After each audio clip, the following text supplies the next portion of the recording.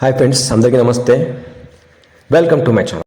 1997లో నలుగురు స్నేహితులకు ఎదురైన ఘటన ఇది.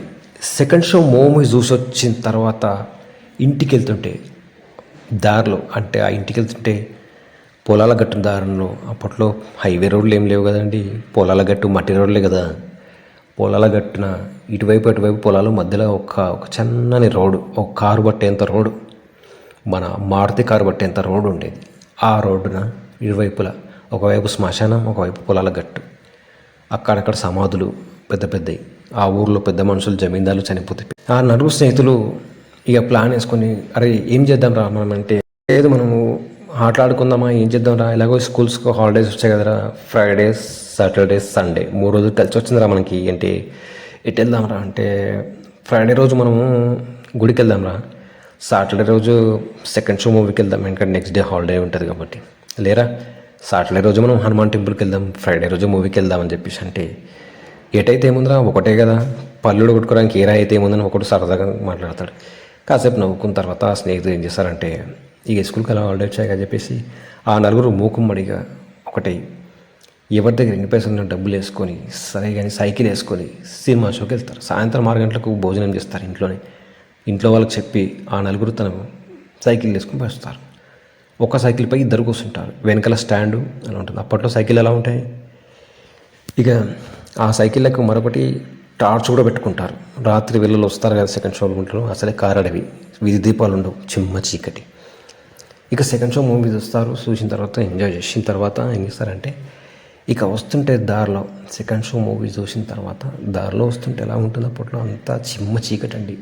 ఇప్పుడు గత 30 సంవత్సరాల కింద మన హైదరాబాద్లో కూడా మొత్తం రోడ్లన్నీ అడవి, ఇప్పుడు కనిపిస్తున్నాయి సిటీలో కనపడుతున్నాయి, కానీ ఒకప్పుడు ఇవంతా అడవి ప్రాంతాలే.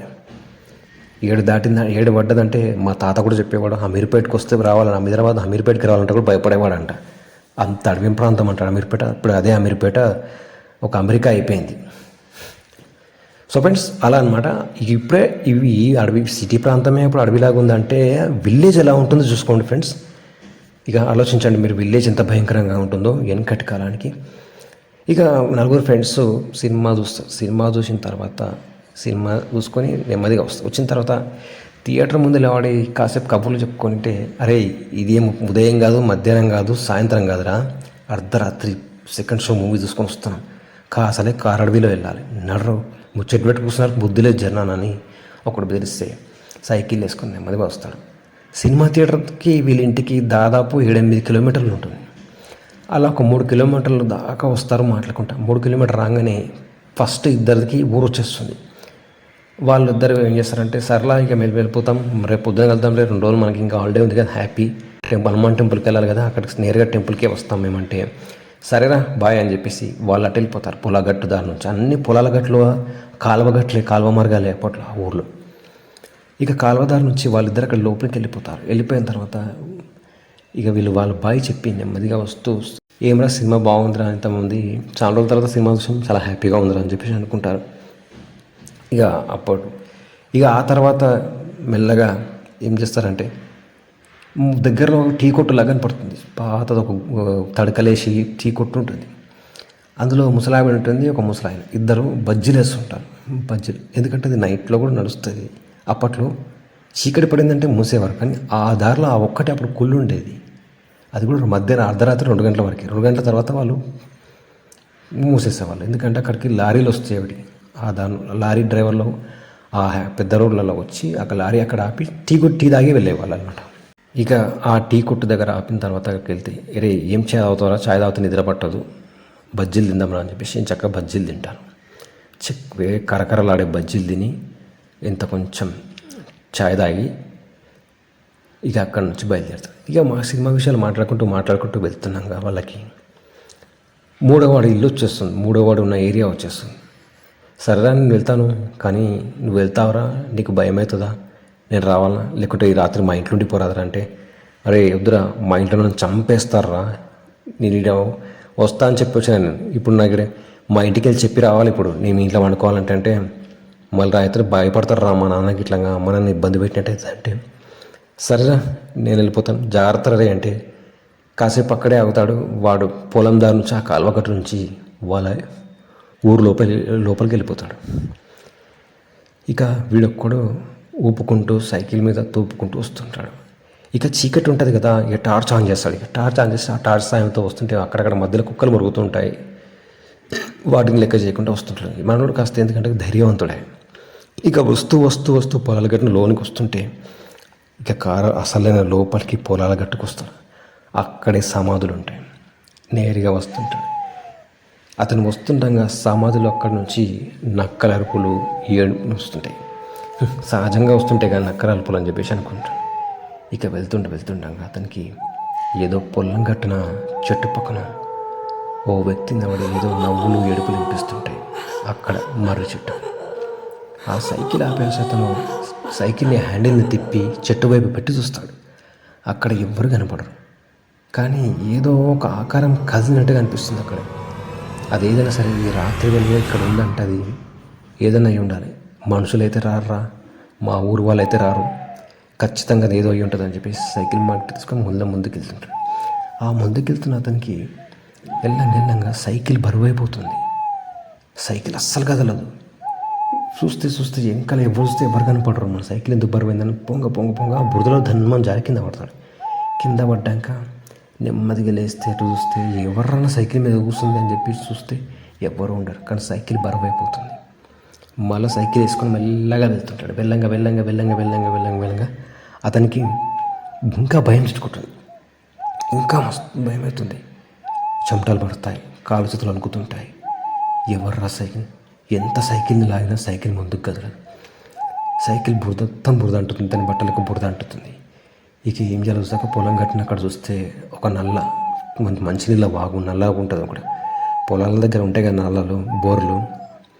ఆ బోర్ దగ్గర ఒక నల్లా దగ్గరికి వెళ్ళి సైకిల్ని కడుక్కొని మెల్లగా సైకిల్ని ఆ మార్గం గుండా మెల్లగా ముందుకు వస్తుంటే సైకిల్ అంటే ఆ దూరంగా ఒక 10 అడుగుల దూరంలో ఎవరో మనిషి నిల్చున్నట్టుగా అనిపిస్తుంది.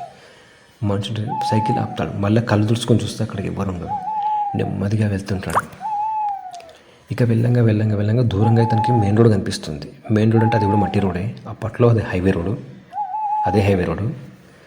ఇక మట్టి రోడ్ వెళ్దామా, మట్టి రోడ్ వెళ్తే నేను చుట్టూ తిరిగి రావాలి, మరొక నాకు 3 కిలోమీటర్లు ఎక్కువ అవుతుంది, హాయిగా వెళ్ళొచ్చు.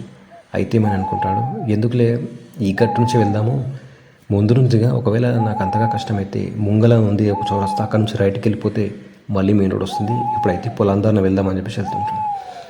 ఆ వెళ్తున్న అతనికి ఎందుకు సడన్గా వాష్రూమ్ వస్తుంది. వాష్రూమ్ ఖచ్చితంగా వెళ్ళాల్సి వస్తుంది. ఏం చేయాలో అర్థం కాక సైకిల్ని తీసుకెళ్ళి ఒక పక్కకి వెళ్ళి వాష్రూమ్కి వెళ్తాడు. వెళ్ళిన తర్వాత అతను చక్కగా వాష్రూమ్కి వెళ్తున్నప్పుడే వెనకాలనే సమాధి ఉంటుంది. ఆ సమాధిని ఎందుకో కదిలినట్టుగా అనిపిస్తుంది. సమాధి లోపల ఏదో మట్టి సప్పుడు, ఏదో తవ్వుతున్న సప్పుడు వస్తుంది. అంటే అనుకుంటాడు ఎలకలు అనుకుంటాడు, కానీ ఎలకలుగా ఆ తవ్విన సప్పుడు అక్కడ నుంచి ఏవో శబ్దాలు వస్తుంటాయి. ఎవరు ఏడ్చినట్టుగా, ఎవరో నవ్వుతున్నట్టుగా శబ్దాలు వస్తాయి. వెంటనే వాష్రూమ్కి వెళ్ళిన తర్వాత ఆ వాటర్ పంప్ దగ్గరికి కడుక్కొని వస్తాడంతే సైకిల్ దగ్గరికి వెళ్తాడు. సైకిల్ దగ్గరికి వెళ్ళేసరికి సైకిల్ కింద పడి ఉంటుంది. నించున్న సైకిల్ కింద పడింది. సైకిల్ కింద పడితే కూడా నాకు సప్పుడు వస్తుంది. సప్పుడు రాలేదు, సైకిల్ కింద పడింది, మనకు సప్పుడు లేదు ఏందని చెప్పేసి మళ్ళీ సైకిల్ తీసుకొని నేరుగా వెళ్తాడు. సైకిల్ తీసుకొని నేరుగా అలా పొలాల గట్టు నుంచి ముందుకు వెళ్ళంగా అతనికి వెనుక నుంచి ఎవరో తన పేరు పెట్టి పిలిచినట్టు అనిపిస్తుంది. అప్పుడు గుర్తుకొస్తుంది, చిన్నప్పుడు వాళ్ళ తాత చెప్పేవాడు, రాత్రిపూట ఎవరైనా సరే పిలిచినా సరే వెనక్కి తిరిగి చూడొద్దు అని చెప్పేసి. ఆ విషయం గుర్తుకొచ్చి, నేను ఇక్కడ ఉంటే బతికిటట్లేనరా, ఇక్కడ పొలాల గట్టిన అంత శ్మశాన దయ్యాలే ఉన్నాయి, నేనేమనుకున్నా అసలు దయ్యాలు భూతాలు లేవనుకున్నా, కానీ ఇక్కడ ఉన్నాయిరా బాబు, రాత్రి వేళలు వీళ్ళంతా ఆత్మలు తిరుగుతున్నారని అనుకుని ఆ గార్డెన్ నుంచి మెయిన్ రోడ్ వైపు వెళ్తాడు. మెయిన్ రోడ్ వైపు సైకిల్ తీసుకెళ్ళగానే అటు ఇటు చూస్తే చిమ్మ చీకటి, ఎవ్వడూ ఉండడు. మళ్ళీ సైకిల్ లైట్ ఆన్ చేస్తాడు. సైకిల్ టార్చ్ ఆన్ చేస్తే ఆన్ అవ్వదు. చూస్తే వైర్ కట్ అయి ఉంటుంది. మళ్ళీ ఆ వైర్ని కలిపి జాయిన్ చేస్తే ఆ లైట్ ఆన్ అవుతుంది. మెల్లగా ఆ లైట్ సాయంతో ముందుకు వెళ్తుండగా ఆ పొలాల గట్టున వైపు చూస్తాడంతే. అక్కడే ఆ సమాధి దగ్గరే ఓ తెల్లని వస్త్రాలు వేసుకుని ఓ మహిళ కూర్చొని ఏడుస్తూ కూర్చుంటుంది. అంతే, మనోడికి చల్లని చెమటలు పడతాయి. అక్కడి నుంచి సైకిల్ ఎక్కి మళ్ళీ మొదలెట్టాడంటే ఇంటి గేట్ వెళ్ళేదాకా వాడికి సోయ ఉండదు. వెళ్ళి నేరుగా గేట్ దగ్గర వేసి సైకిల్ని కింద లోపల ఎత్తేసి ఇంట్లోకి వెళ్ళి వాడికి పడుకునే విషయం కూడా తెలియదు. అడ్డంగా ఇంటికి దర్వాజా గుమ్మానికి అడ్డంగా పడుకొని ఉంటాడు అంతే. ఉదయం లేచి తల్లిదండ్రులు నీళ్లు పోసి లేపుతారు. ఏమైంది రానికంటే నాకేమైంది, ఏం కావలేదంటే రాత్రి ఎక్కడికి వెళ్ళినవారు అంటే పొలాల కాడికి వెళ్ళినా అంటాడు. పొలాల కాడికి వెళ్ళినావా, సినిమాకి వెళ్ళినావా అంటే అరే నేను సినిమాకి వెళ్ళినా. మరి ఏమరా మతి లేనిలాగా మాట్లాడుతూ ఉంటే లేరానా రాత్రి వచ్చేసరికి లేట్ అయింది కదా, ఈ పొలాల గట్టు నుంచి వస్తే నాకు ఎన్ని వింత శబ్దాలు, ఎవరో తెల్లని వస్త్రాలు వేసుకొని పొలం దగ్గరకు వస్తుని ఏడుస్తున్నట్టు అనిపించిందని నేను వాష్రూమ్కి వస్తున్న సైకిల్ కింద పడేసారు. ఆ బొందరగడ్డ నుంచి ఏవో శబ్దాలు వస్తున్నాయంటే నీకు వెనక ముందు చూసుకుని వెళ్దా ఆ సమాధుల దగ్గర పోయి వాష్రూమ్కి పోతావా, అది ఏందనుకున్నావు? నీ అదృష్టం బాగుంది కాబట్టి ఇప్పుడు రాగలను, లేకపోతే అక్కడ నీకు ఏం జరిగేదో ఎవరు తెలియదు, నేను చెప్పలేను. ఇంకొకసారి సెకండ్ షో మూవీకి వెళ్తే అంటే నీ కాలు చేసి ఎరగొడతా అని చెప్పేసి ఇంట్లో వాళ్ళు చెప్తారు. అంతే దెబ్బకి. ఆ తర్వాత కూడా అతనికి 15 days ఫీవర్ పట్టుతుంది.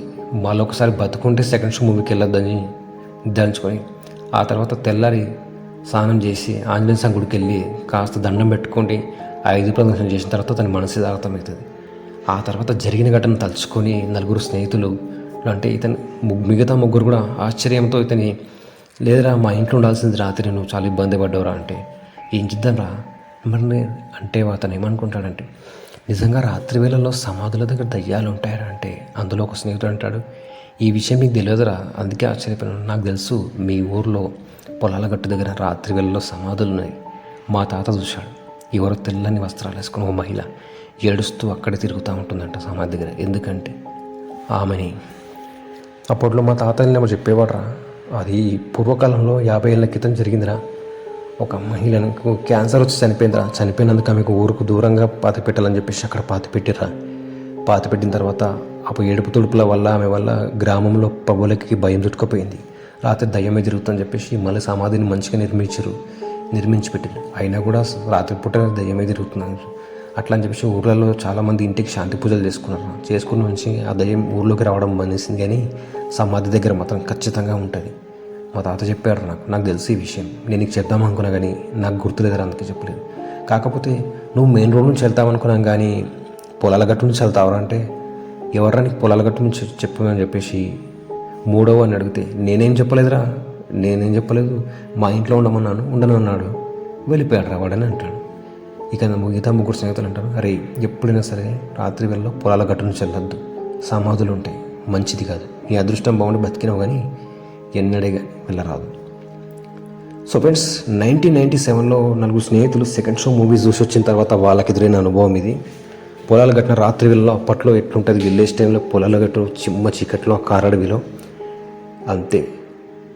ఎవరైనా సరే ఈరోజు కూడా మనం విలేజ్లలో పోతే ఇప్పటి కూడా అట్లా కారడవిలో పొలాల గట్టు పొలాలు ఆ కాలువ మార్గాలు అన్నీ అట్లే ఉంటాయి. ఇక అప్పటి సంగతి మహాభయంకరం. కాకపోతే అప్పటి వ్యక్తులు చాలా ధైర్యవంతులు కాబట్టి నిలబడగలిగారు. ఇప్పటివాడు పోతే మాత్రం అంతే సంగతులు. సో ఫ్రెండ్స్ 1997లో ఓ విలేజ్లో 4 స్నేహితులకు సెకండ్ షో మూవీ వచ్చిన తర్వాత జరిగిన ఘటన ఇది. సో ఫ్రెండ్స్ ఈ వీడియో కనుక నచ్చితే లైక్ చేయండి, షేర్ చేయండి, మరియు నేను ఒకసారి నా ఛానల్ సబ్స్క్రైబ్ చేయండి. మరొక జరిగిన సంఘటనతో మేము ముందుంటాను. అంతవరకు సెలవు ఫ్రెండ్స్. ఎప్పుడైనా కానీ ఒక మాట ఏంటంటే ఎవరైనా సరే ఏదైనా చెప్పినప్పుడు ఎదుటోడు చెప్పినప్పుడు అర్థం చేసుకోవాలి, లేకుంటే వినాలి, పూర్తిగా దాన్ని పరిశీలించాలి. అంతేగాని ఇతరుల మాటలు కొట్టిపారేద్దు. ఎవరైనా సరే దేన్ని తేలిగ్గా తీసిపారేద్దు. కనిపించింది ఏది అబద్ధం కాదు, కనిపించేది నిజం కాదు. చాలామంది ఇప్పటికీ దయ్యాలంటే కాస్త చదువుకుంటే చాలు దయ్యాలు లేవని కొట్టిపారేసే వాళ్ళు ఉన్నారు ఇప్పటికీ. కానీ అనుభవం అయినోడికే తెలుస్తుంది అది అని చెప్పేసి. సో ఫ్రెండ్స్ ఇక ఉంటాను ఫ్రెండ్స్. మరొక జరిగిన సంఘటనతో మీ ముందుకు వస్తాను. అంతవరకు సెలవు. నమస్తే, బాయ్.